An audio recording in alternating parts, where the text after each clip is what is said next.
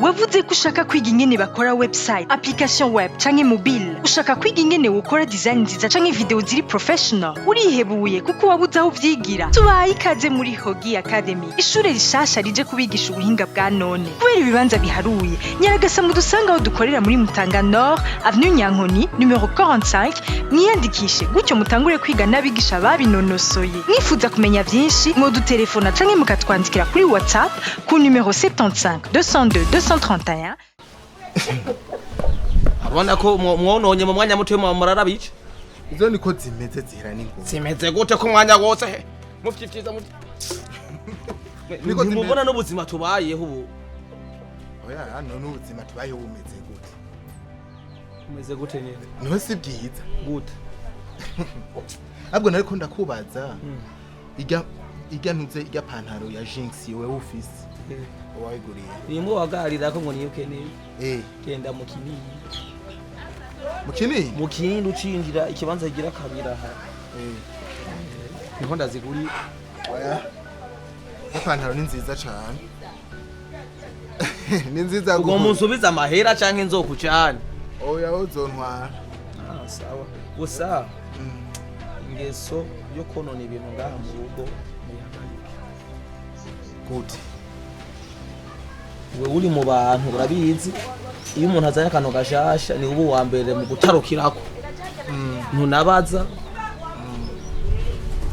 hajyari urazi kibi wankore ikibi nyabaki ijya pantaro nyine uri kuravuga isanga wayambaye nateguye kuyambara none je nibaza ko kubera ari ibintu by'umuvukano nta kamaro ko kiri Rwanda tama energy niko ndakubwiye ndakumenyesha ko nzi ivyo ufise byose aho bikomoka ariko bafite bacu.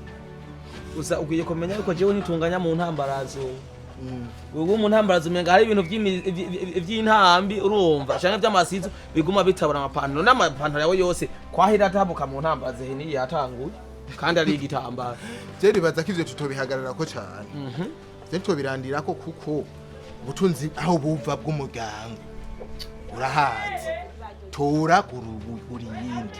Nubwo biruko ukwiye kuba uzi yuko ibintu tugomba kubifatana isuku tukavyitwararika.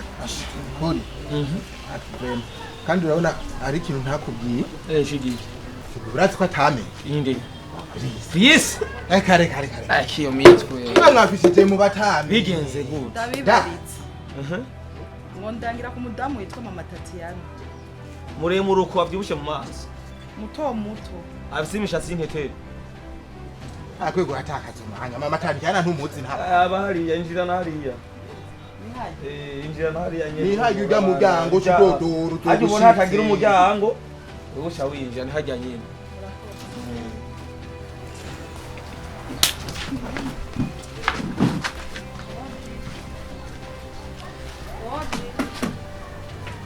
Odi, abo kwa Mama Tati.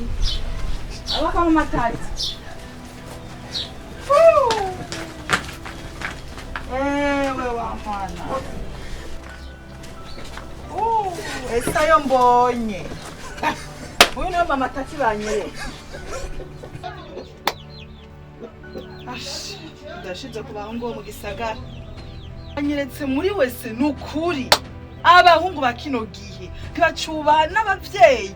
Abantu bangerana ba mama babo muri wese mbajije kwa Mama Tatiana kweri ndababaye ndabantu banyeretse abahungu bo mu gisagara ndababonye ahubwo nta nisono fise vayo kwazi vayo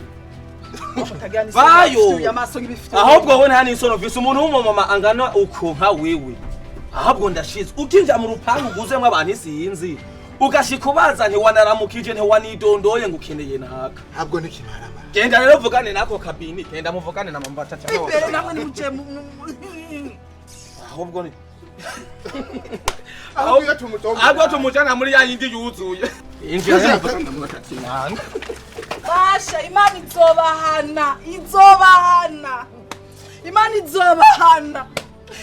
izobahana nkuko mejeje kubibona umugenzo w'ikirundi iyo ushitse ahantu bakuzi canke batakuzi bakumenye canke batakumenyereye imigenzo y'ikirundi ikintu ca mbere na mbere ukora uratanga mwaramutse canke mwiriwe mwambonye ibimaze kuba abanyigisagara ifo tukubita agatima mpembera tukamenya imigenzo y'ikirundi civuga ushitse ahantu uraramutse imbere yuko ugira iki imbere yuko ubaza ibindi canke imbere yuko ugira ico uvuze urakoze